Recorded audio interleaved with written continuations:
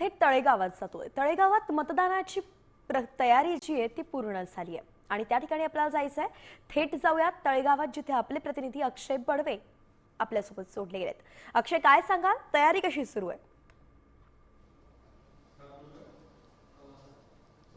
निश्चित पुणे जिल्ह्यातल्या 12 नगर परिषदांसाठी आज निवडणूक जी आहे ती पार पडते। मी सध्या तळेगाव दाभाडे या ठिकाणी आहे आणि ज्या ठिकाणी आपण पाहिलं तर सकाळी 6:15 वाजता असताना सुद्धा सगळे जे निवडणूक कर्मचारी आहेत ते या ठिकाणी दाखल झालेले आहेत। त्यांच्या जे कर्तव्याच्या ज्या सगळ्या ड्युटीज आहेत त्यांच्याकडनं सुरू झालेले आहेत। मतदानाला काहीच वेळात सुरुवात होणार असून तत्पूर्वी जी पूर्वतयारी आहे ती आता सगळी संपूर्ण झालेली आहे। यंत्रणा ज्या आहेत त्या देखील सज्ज आहेत।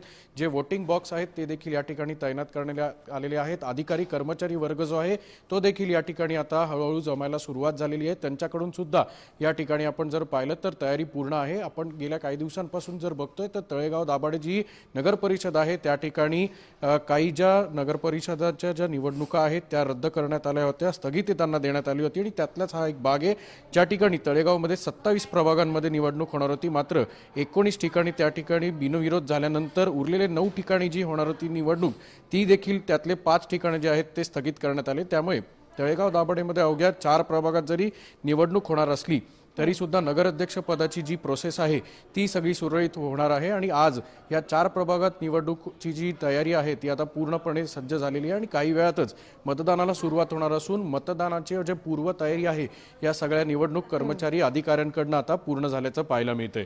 वैष्णवी, अर्थातच अक्षय, आपण पाहतोय 4 प्रभागात जरी निवडणूक होत असली तरी सुद्धा त्याचनुसार इथे तयारी सुरू झाली आहे। जेव्हा मतदान सुरू होईल आपल्याकडून अपडेट घेत राहू।